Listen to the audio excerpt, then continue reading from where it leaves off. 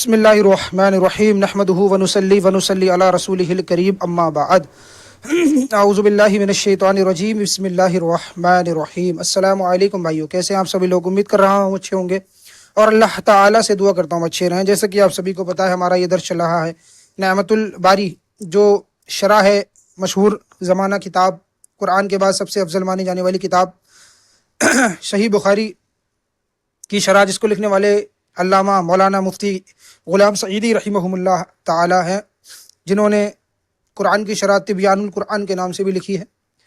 تو اس کے اندر الحمدللہ ہمارا نیا باب شروع ہو گیا، اور یہ حدیث مبارکہ ہم نے پڑھی تھی چاند کے شک ہونے کی، جس کے اندر الحمدللہ اسلاف کا موقف، اسلاف کا کیا بیان ہے شق القمر کو لے کے۔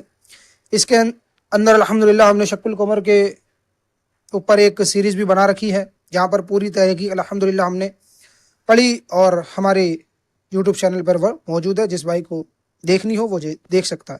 تو آئیے آگے بڑھتے ہیں۔ اب علامہ بدر الدین عینی حنفی کیا فرماتے ہیں، بنا کسی دیری کے شروع کرتے ہیں۔ بعض لوگ یہ اعتراض کرتے ہیں کہ اگر معجزہ شق القمر کا وقوع ہوا ہوتا تو تمام روع زمین کے لوگوں سے یہ واقعہ منقول ہوتا۔ اس کا جواب یہ ہے کہ تمام روع زمین کے لوگوں کے لیے چاند ایک حد پر واقع نہیں ہے، کیونکہ چاند ایک قوم سے پہلے دوسری قوم پر طلوع ہوتا ہے، اور کبھی وہ زمین کے اطراف میں سے دوسری زمین کی ضد پر واقع ہوتا ہے، اور کبھی ایک قوم اور چاند کے درمیان بادل حائل ہو جاتے ہیں یا پہاڑ حائل ہو جاتا ہے۔ یہی وجہ ہے کہ کسی ملک میں چاند گرہن ہوتا ہے اور دوسرے ملک میں نہیں ہوتا، اور کسی ملک میں جزوی گرہن لگتا ہے اور دوسرے ملک میں کلی گرہن لگتا ہے، کسی میں پورا گرہن لگتا ہے، کسی میں آدھا گرہن لگتا ہے۔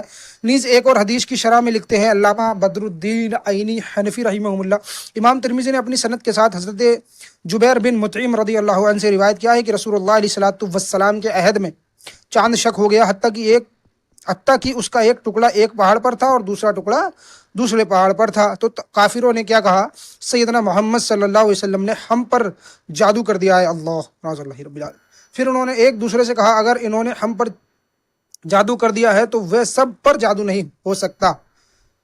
ان کا یہ کہنا تھا کہ اگر انہوں نے ہم پہ جادو کر دیا ہے تو ٹھیک ہے، لیکن جو باہر سے لوگ آئیں گے ان پہ تو ان کا جادو نہیں چلے گا۔ قاضی ایاس نے کہا، یہ واقعہ مینا میں ہوا تھا۔ حضرت علی رضی اللہ عنہ نے کہا، جس وقت چاند شک ہوا اس وقت ہم نبی علیہ السلام کے ساتھ تھے۔ حضرت حذیفہ بیان کرتے ہیں کہ اسی حدیث کی روایت ہے۔ علامہ شعیب الرنوت لکھتے ہیں، حافظ ابن کثیر نے لکھا ہے کہ تمام مسلمانوں کا اس پر اجماع ہے کہ نبی علیہ السلام کے زمانے میں شق القمر ہوا۔ اس کے ثبوت میں احادیث متواتر منقول ہے، جن کی احاطہ سے قطعیت کا ثبوت ہوتا ہے۔ ابو اسحاق زجاج نے معانی القرآن میں لکھا ہے کہ بعض متبعین نے چاند کے شک ہونے کے متعلق ملت اسلامیہ کی مخالفت کی ہے اور اس معجزے کا انکار کیا ہے، اور عقل کے نزدیک اس کا انکار صحیح نہیں ہے، کیونکہ چاند اللہ کی مخلوق ہے، وہ اس میں جو چاہے تصرف فرما سکتا ہے، کیونکہ قیامت کے دن اللہ تعالیٰ چاند کو لپیٹ دے گا اور اس کو فنا کر دے گا۔ بعض لوگوں نے کہا ہے اگر ایسا ہوا ہوتا تو یہ واقعہ تواتر سے منقول ہوتا اور تمام روع زمین کے لوگ اس کی معرفت میں مشترک ہوتے، اور اس کی معرفت صرف اہل مکہ کے ساتھ خاص نہ ہوتی۔ اس کا جواب یہ ہے کہ یہ واقعہ رات میں ہوا، اور اکثر لوگ اس وقت سوئے ہوئے ہوتے تھے اور دروازے بند تھے، اور بہت کم ایسا ہوتا ہے کہ لوگ ساری رات آسمان پر نظر جما کر بیٹھے ہیں۔ یہ تو عقل والی بات ہے کہ اب ہم جیسے یہاں کمرے میں بیٹھے ہیں، باہر چاند کے ساتھ کیا ہو جائے ہمیں کیا پتہ چل رہا ہے؟ تو یہ تو عقل کی بات ہے۔ اب جس کو یقین کرنا ہے نبی علیہ السلام کی بات پہ، مومن تو سر ہم تسلیم کر دیتا ہے، حضور نے فرما دیا تو حق ہے بس۔ تو آگے فرما رہے ہیں، ساری رات آسمان پر نظر جما کر بیٹھے رہے، اور رات میں چاند کو گہن لگتا ہے اور بڑے بڑے ستارے ظاہر ہوتے ہیں۔ اس کے علاوہ اور امور بھی ہوتے ہیں، اور گنے چنے لوگ ہی اس کا مشاہدہ کرتے ہیں۔ نیز چاند کے شک ہونے کا واقعہ ایک لمحے میں ہو گزرا تھا، اور ضروری نہیں کہ سب اس وقت آسمان کی طرف دیکھ رہے ہوں، ظاہر سی بات ہے۔ اب اگلی حدیث امام بخاری روایت کرتے ہیں، صلو علی الحبیب صلی اللہ علیہ وسلم۔ امام بخاری کہہ رہے ہیں کہ مجھے عبداللہ بن محمد نے حدیث بیان کی، انہوں نے کہا ہمیں یونس نے حدیث بیان کی، انہوں نے کہا ہمیں شعبان نے حدیث بیان کی، از قتادہ از حضرت انس بن مالک رضی اللہ عنہ تحویل سند مجھ سے، اب یہ دوسری سند یہاں پر نظر پیش کر رہے ہیں، ہاں کا مطلب ہوتا ہے تحویل سند۔ ہمیں یزید بن زریع نے حدیث بیان کی، انہوں نے کہا ہمیں سعید نے حدیث بیان کی از قتادہ از حضرت انس بن مالک رضی اللہ عنہ، انہوں نے لوگوں کو یہ حدیث بیان کی ہے کہ اہل مکہ نے رسول اللہ علیہ الصلوۃ والسلام سے یہ سوال کیا ہے کہ وہ ان کو کوئی معجزہ دکھائیں، تو آپ نے انہیں چاند کو شک کر کے دکھا دیا۔ اس حدیث کی شرح کے لیے حدیث سابقہ کی شرح کا مطالعہ کر سکتے ہیں آپ، جو ابھی ہم نے پڑھی۔ اگلی حدیث امام بخاری روایت کرتے ہیں، ہمیں خلف بن خلد قرشی نے حدیث بیان کی، قرشی بول سکتے ہیں، انہیں حدیث بیان کی، انہوں نے کہا ہمیں بکر بن مضر نے حدیث بیان کی از جعفر بن ربیع از عراق بن مالک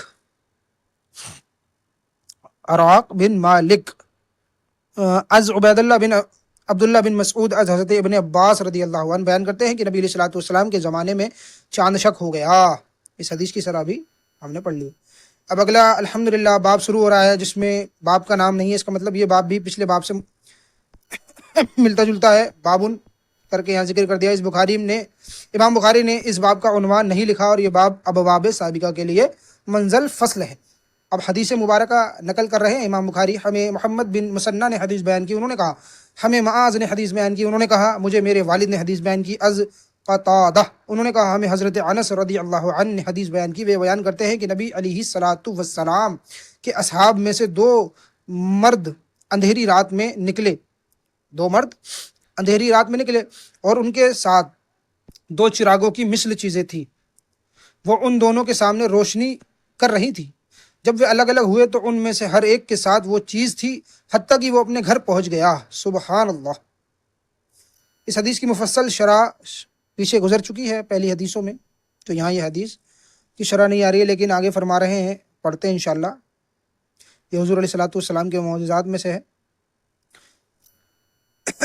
کیا ہے؟ کرامت کی تحقیق، صحابہ اور ان کے بعد کے مسلمانوں کی کرامت دراصل نبی علیہ الصلوۃ والسلام کے معجزات ہیں۔ کرامت کی تحقیق شیخ محمد بن اب کرامت کی تحقیق بیان کر رہے ہیں، صالح السمین فاطمی کیا لکھ رہے ہیں؟ اولیاء اللہ کی کرامت اس امت میں اور اس سے پہلے امتوں میں ثابت ہے، اور اہل سنت والجماعت کا مذہب اولیاء کی کرامت کی تصدیق ہے، اور اللہ تعالیٰ ان کے ہاتھوں سے جو خلاف عادت کام ظاہر فرماتا ہے اور ان کو انواع علوم اور مکاشفات عطا فرماتا ہے، ان کی تصدیق ہے۔ شیخ ابن تیمیہ نے العقیدۃ الوسطیہ میں اس طرح لکھا ہے، یہ ابن تیمیہ نے لکھا ہے کہ انہوں نے اپنی کتاب میں اولیاء رحمان اور اولیاء شیطان کے کافی مثالیں ذکر کی ہیں، اور یہ بتایا ہے کہ اولیاء شیطان سے بھی بعض اوقات خلاف عادت امور ظاہر ہوتے ہیں، جس کی وجہ سے لوگ انہیں اولیاء رحمان گمان کرتے ہیں۔ یہ العقیدۃ الوسطیہ میں ابن تیمیہ نے یہ چیز لکھی ہے کہ شیطانی جو اولیاء ہوتے ہیں ان سے بھی امور خلاف کام ہو جاتے ہیں۔ اب امام بخاری اگلی حدیث روایت کر رہے ہیں کہ ہمیں عبداللہ بن ابی اسود نے حدیث بیان کی، انہوں نے کہا ہمیں یحییٰ نے حدیث بیان کی از اسماعیل، انہوں نے کہا ہمیں قیس نے حدیث بیان کی، انہوں نے کہا میں نے حضرت مغیرہ بن شعبہ رضی اللہ عنہ سے سنا ہے کہ نبی علیہ الصلوۃ والسلام نے فرمایا میری امت کے کچھ لوگ ہمیشہ غالب رہیں گے حتیٰ کہ اللہ کا حکم آ جائے گا، اور وہ اس وقت بھی غالب ہوں گے۔ سبحان اللہ۔ اس حدیث میں نبی علیہ الصلوۃ والسلام نے یہ پیشن گوئی کی ہے کہ آپ کی امت کا ایک گروہ قیامت تک غالب رہے گا، اور الحمدللہ عبد رسالت سے لے کر آج تک یہ پیش گوئی پوری ہو رہی ہے، اور یہ آپ کا علم غیب اور معجزہ ہے۔ قیامت تک دین حق پر قائم رہنے والے مومنین کے مصداق میں متعدد اقوال اور دیگر مسائل، تو الحمدللہ اس کو اب دھیان سے سنیں، کیونکہ یہ ایسی جماعت ہے جو کامیاب جماعت ہے، تو اس کے ہمیں اوصاف اگر اس میں ہوں گے تو انشاءاللہ آپ کو جاننے کو ملیں گے۔ کیا فرما رہے ہیں آئیے جانتے ہیں۔ علامہ بدر الدین عینی حنفی فرماتے ہیں کہ اس حدیث میں مذکور ہے میری امت کے کچھ لوگ ہمیشہ غالب رہیں گے۔ فقہاء حنبلیہ نے اس حدیث سے یہ استدلال کیا ہے کہ کسی زمانے کا مجتہد سے خالی ہونا جائز نہیں، مطلب ہر زمانے میں مجتہد ہوں گے، اس کا مطلب یہ ہے۔ تو الحمدللہ آج جو مجتہد کی پیروی کر رہے ہیں وہ اہل سنت والجماعت بریلوی مسلک ہے، جو اعلیٰ حضرت اس صدی کے مجتہد ہیں ان کی پیروی کر رہے ہیں، تو اس سے یہ معلوم ہو رہا ہے کہ حق جماعت کون سی ہے، آپ خود جان لیجئے۔ نیز فرمایا حتیٰ کہ اللہ کا حکم آ جائے گا اور اس وقت بھی غالب ہوں گے۔ علامہ نووی شارح مسلم کیا فرما رہے ہیں کہ اللہ کے حکم سے مراد وہ ہوا جو ہر مومن مرد اور مومن عورت کے روح نکال لی گئی۔ ایک روایت میں ہے کہ حتیٰ کہ قیامت قائم ہو جائے گی، یعنی قریب قیامت میں ایسے ہوا چلے گی۔ علامہ نووی نے کہا کہ اللہ کے حکم سے مراد وہ ہے جو ہر مومن مرد اور ہر مومن کی روح نکالے گی۔ اچھا، اب امام بخاری نے کہا کہ اس گروہ سے مراد اہل علم کی جماعت ہے۔ اچھا جی، امام احمد بن حنبل نے کہا اس سے مراد محدثین کی جماعت ہے، اگر اس سے مراد محدثین نہ ہو تو پھر میں نہیں جانتا کہ وہ کون لوگ ہیں۔ قاضی ایاز نے کہا اس گروہ میں سے مراد اہل سنتی والجماعت ہے، اور جو اہل حق کے عقیدے پر ہو۔ ٹھیک ہے جی۔ علامہ نووی نے کہا کہ یہ بھی ہو سکتا ہے کہ اس گروہ کے معتد انواع ہو، بعض بہادر جنگجو مجاہدین ہوں، بعض فقہاء، بعض محدثین ہوں، بعض زاہدین اور عبادت گزار ہوں، بعض نیکی کا حکم دینے والے اور برائی سے روکنے والے علماء ہوں، اور اس میں اہل خیر کی اور بھی انواع مراد ہو سکتی ہے، مثلاً مصنفین ہوں، مدرسین ہوں، فقراء اور حفظاء ہوں، نعت غو شعراء اور نعت خواہ ہوں وغیرہ ہوں، سیدی غفر علی۔ اور یہ ضروری نہیں کہ وہ سب مجتمع ہوں، بلکہ یہ بھی ہو سکتا ہے کہ وہ روئے زمین پر مختلف علاقوں میں ہوں۔ اور اس حدیث میں یہ دلیل ہے کہ اجماع حجت ہے، اور حجت اجماع پر اس حدیث سے استدلال کرنا زیادہ صحیح ہے۔ یہ نسبت اس حدیث کی میری امت گمراہی پر جمع نہ ہوگی، کیونکہ اس حدیث کی سند ضعیف ہے۔ علامہ احمد بن اسماعیل قرآنی حنفی فرماتے ہیں کہ اہل اصول نے اس حدیث سے استدلال کیا ہے کہ اجماع حجت ہے۔ اجماع کی تعریف ہے ایک زمانہ کی مجتہدین کا کسی حکم شرعی پر متفق ہونا۔ اجماع کا کیا حکم ہے؟ ایک زمانے کے مجتہد، اجماع کی تعریف سن لیجیے ایک بار۔ اب ہم اجماع تو کرتے لگے، ہم اجماع کی تعریف سن لیجیے۔ یہاں پر اجماع کی تعریف ہے ایک زمانے کے مجتہدین کا کسی حکم شرعی پر متفق ہو جانا۔ ٹھیک ہے جی۔ علامہ ابو یحییٰ زکریا انصاری المصری شافعی فرماتے ہیں کہ علامہ نووی نے کہا ہے کہ اس حدیث میں یہ دلیل ہے کہ اجماع حجت ہے، اور اس حدیث سے اجماع کی حجت پر استدلال کرنا زیادہ صحیح ہے، بے نسبت اس حدیث کے کہ میری امت گمراہی پر جمع نہیں ہوگی، کیونکہ اس حدیث کی سند ضعیف ہے۔ جدید شرح علامہ موسیٰ شاہین لاشین نے علامہ نووی کی اتباع میں اس حدیث کو ضعیف لکھا ہے۔ اس حدیث کی تحقیق کی میری امت گمراہی پر جمع نہیں ہوگی۔ اب دیکھیں اس حدیث کی تحقیق کر رہے ہیں علامہ نووی، علامہ علی، علامہ زکریا انصاری اور علامہ شاہین لسین نے اس جواب جو اس حدیث کو مطلقاً ضعیف لکھا ہے یہ صحیح نہیں ہے۔ اس حدیث کی معتد متبعات اور شواہد ہیں، اس لیے حدیث زیادہ سے زیادہ صحیح لگیری ہے اور اصل ذاتی ہے۔ امام ابو عیسیٰ محمد بن عیسیٰ ترمذی فرماتے ہیں، اپنی سند کے ساتھ روایت کرتے ہیں کہ حضرت عبداللہ بن عمر رضی اللہ عنہ بیان کرتے ہیں کہ رسول اللہ صلی اللہ علیہ وسلم نے فرمایا بے شک اللہ میری امت کو یا فرمایا امت محمدی کو گمراہی پر جمع نہیں کرے گا، اور جماعت پر اللہ کا ہاتھ، اور جماعت سے الگ ہو کر وہ دوزخ میں الگ ہوگا۔ اللہ اکبر۔ امام احمد بن حنبل اپنی سند کے ساتھ روایت کرتے ہیں کہ رسول اللہ صلی اللہ علیہ وسلم کے صحابی اور ابو بصرہ غفاری رضی اللہ عنہ بیان کرتے ہیں کہ رسول اللہ صلی اللہ علیہ وسلم نے فرمایا میں نے اپنے رب عز و جل سے 4 چیزوں کا سوال کیا تو اس نے مجھے 3 چیزیں عطا فرمائی اور ایک چیز سے مجھے منع فرما دیا۔ اچھا جی، میں نے اللہ عز و جل سے سوال کیا کہ میری امت گمراہی پر جمع نہ ہو تو اس نے مجھے یہ عطا فرما دیا، اور میں نے اللہ عز و جل سے یہ سوال کیا کہ ان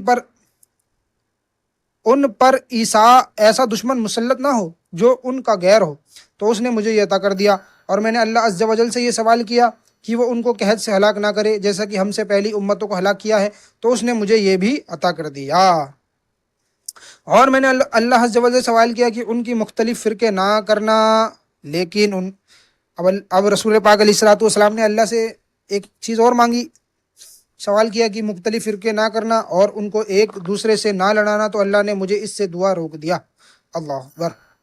علامہ شمس الدین محمد بن عبد الرحمن السخاوی اس حدیث کے متعلق لکھتے ہیں کہ خلاصہ یہ ہے کہ اس حدیث کا متن مشہور ہے اور اس کی باکثرت اسناد ہیں اور معتد شواہد ہیں۔ اب اگلی حدیث امام بخاری روایت کرتے ہیں کہ ہمیں حمیدی نے حدیث بیان کی، انہوں نے کہا ہمیں الولید نے حدیث بیان کی، انہوں نے کہا مجھے ابن جابر نے حدیث بیان کی، انہوں نے کہا مجھے عمیر بن ہانی نے حدیث بیان کی، انہوں نے کہا حضرت معاویہ رضی اللہ عنہ سے سنا، وہ بیان کرتے ہیں کہ میں نے رسول اللہ صلی اللہ علیہ وسلم کو یہ فرماتے ہوئے سنا ہے کہ میری امت میں سے ایک گروہ ہمیشہ اللہ کے دین اور اس کے احکام پر قائم رہے گا، جو ان کو رسوا کرنا چاہے گا، ان کی مخالفت کرنا چاہے گا، وہ ان کو کوئی ضرر نہیں پہنچا سکے گا حتیٰ کہ قیامت آ جائے گی اور وہ اس دین اور اسی شریعت پر قائم ہوں گے۔ عمیر نے کہا بس مالک بن یخامر نے بیان کیا کہ معاذ رضی اللہ عنہ نے کہا اور وہ اس وقت شام میں تھے۔ معاویہ نے کہا یہ ملک یہ گمان کرتا ہے کہ اس نے معاذ سے سنا ہے، وہ اس وقت شام میں تھے۔ یہ حدیث پڑھ لیتے ہیں۔ اس حدیث کی شرح کا بعض حصہ حدیث سابقہ کی شرح میں گزر چکا ہے اور بعض دوسرے امور یہاں بیان کیے جا رہے ہیں۔ مومنوں کی ایک جماعت کی قیامت تک دین حق پر قائم رہنے کا سبب کیا ہے اس کا یہ جانتے ہیں۔ حدیث شرح علامہ موسیٰ شاہین لاشین لکھتے ہیں کہ اسلام آخری دین ہے اور اس کی شریعت قیامت تک کے لیے فرض کی گئی ہے، تاہم اللہ تعالیٰ کی مشیت اور حکمت سے ایسا ہوتا رہا ہے کہ ہر امت اپنے رسول کے چلے جانے کے بعد اس کی تعلیمات سے دور ہوتی رہی ہے۔ ہر رسول کی تعلیمات کا نور اس کی امت کے رگوں پہ میں جاری رہتا ہے، لیکن آہستہ آہستہ یہ نور مزحمل مطلب ہٹ جاتا ہے اور ہوتا رہتا ہے، مٹتا رہتا ہے۔ جیسے جیسے وقت گزر جاتا ہے لوگوں میں دین کے احکام پر عمل کرنے میں وہ پہلا سا جوش و خروش نہیں رہتا جیسے کہ آج ہو رہا ہے، اور اس پر سستی اور کاہلی اور نیک اعمال سے بے رغبتی چھاتی جاتی ہے اور شیطان کے اثر سے وہ بے تدریج زیادہ سے زیادہ برائیوں میں ملوث ہوتا رہتا ہے۔ ہمارے نبی علیہ الصلوۃ والسلام کا زمانہ بہترین زمانہ تھا، پھر صحابہ رضی اللہ عنہ کا زمانہ تھا جو آپ کے قریب تھے، پھر ان کے بعد تابعین کا زمانہ تھا، پھر آہستہ آہستہ دین کا اثر و نفوذ کم ہوتا جاتا ہے۔ پہلی امتوں پر انبیاء علیہ الصلوۃ والسلام کے بعض حوارین ہوتے تھے اور ہمارے دین اسلام میں علماء اور صالحین ہوتے ہیں۔ علماء اور صالحین بھی وقت گزرنے کے ساتھ ساتھ کمزور پڑتے جاتے ہیں، بعض اوقات دنیا میں مشغول ہونے کے وجہ سے اور بعض اوقات ظالم حاکم کے خوف سے اور بعض اوقات نفسانی خواہشوں کے غلبے کی وجہ سے اور بعض اوقات فتنے اور فساد کی وجہ سے۔ ایسے دور میں دین پر گرفت قائم رکھنا انگاروں پر گرفت قائم رکھنے کے مترادف ہوتا ہے۔ نبی علیہ الصلوۃ والسلام نے اس تاریک حقیقت کے اپنے اصحاب کو خبر دی تھی اور فرمایا تھا اس وقت تمہارا کیا حال ہوگا اللہ جب تم نیکی کا حکم نہیں دو گے اور برائی سے نہیں روکو گے۔ صحابہ نے پوچھا یا رسول اللہ کیا ایسا ہوگا؟ آپ نے فرمایا ہاں اس سے بھی زیادہ شدید ہوگا۔ اللہ اکبر، اللہم حفظنا۔ میں کہتا ہوں کہ آپ کی اس حدیث کے موافق مزید درج ذیل احادیث ہیں۔ حضرت ابو ہریرہ رضی اللہ عنہ بیان کرتے ہیں کہ رسول اللہ علیہ الصلوۃ والسلام نے فرمایا اے لوگو اس وقت تمہارا کیا حال ہوگا جب تمہاری عورتیں شرکشی کریں گی اور تمہارے لڑکے فسق و فجور کریں گے۔ صحابہ نے پوچھا یا رسول اللہ کیا ایسا ہوگا؟ آپ نے فرمایا ہاں اس سے زیادہ شدید ہوگا۔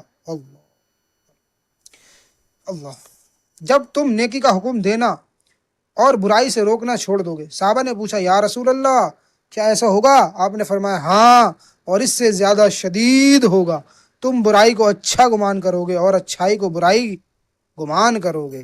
اللہ پر حضرت ابو ذر رضی اللہ عنہ بیان کرتے ہیں کہ رسول اللہ صلی اللہ علیہ وسلم نے فرمایا، یہ حدیث کے اور شواہد پیش کر رہے ہیں، اور اے ابو ذر اس وقت تمہارا کیا حال ہوگا، اس وقت تمہارا کیا حال ہوگا جب تم لوگوں سے تلچھٹ میں رہ جاؤ گے۔ میں نے عرض کی یا رسول اللہ صلی اللہ علیہ وسلم آپ اس وقت کے لیے مجھے کیا حکم دیتے ہیں؟ آپ نے فرمایا تم صبر کرنا، اللہ صبر کرنا، تم لوگوں سے خوش خلقی سے پیش آنا اور ان کی برے اعمال کی مخالفت کرنا۔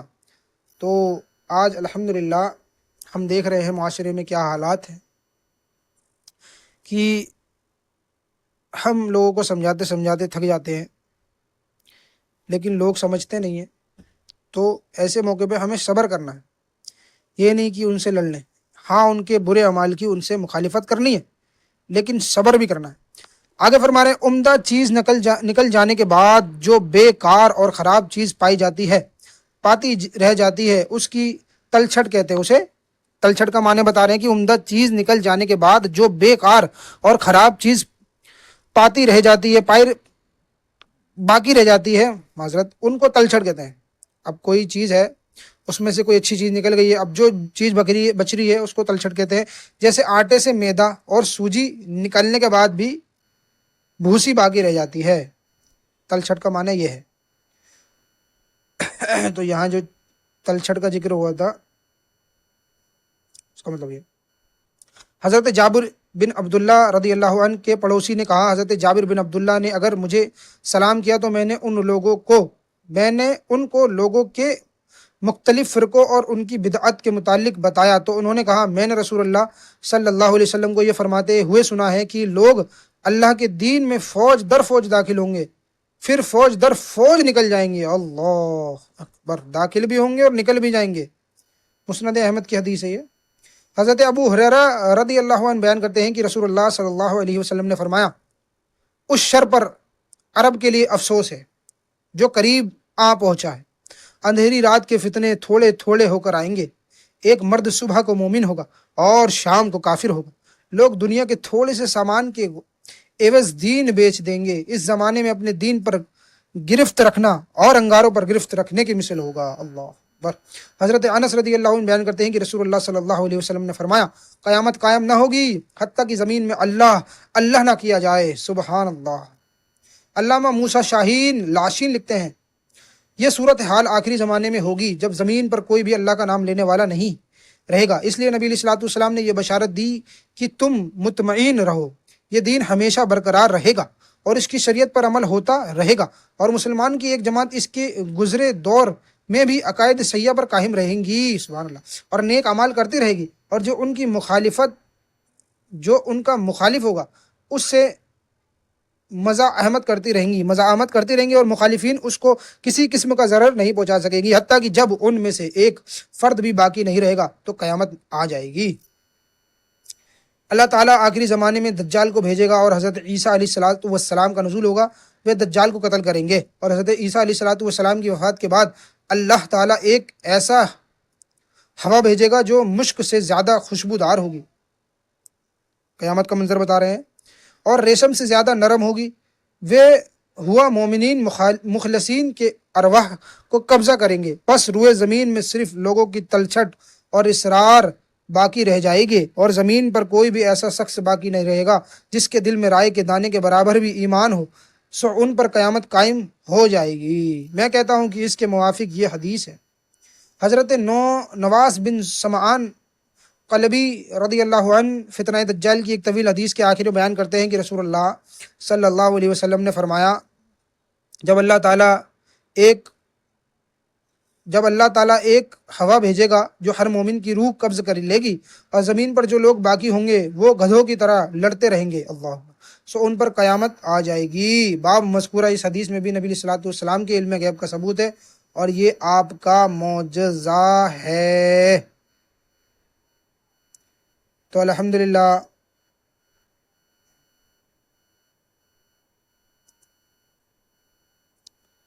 یہاں پر آج ویڈیو کو اینڈ کرتے ہیں، اور انشاءاللہ تعالی جلد سے جلد ملتے ہیں آپ کو اگلی حدیث سے۔ تو الحمدللہ کافی علم سیکھنے کو مل رہا ہے اور حدیثوں کا بھی مطالعہ ہو رہا ہے۔ اللہ تعالی ہمیں زیادہ سے زیادہ علم دین اور دنیا سیکھنے کی توفیق اور رفیق عطا فرمائے۔ السلام علیکم ورحمۃ اللہ وبرکاتہ۔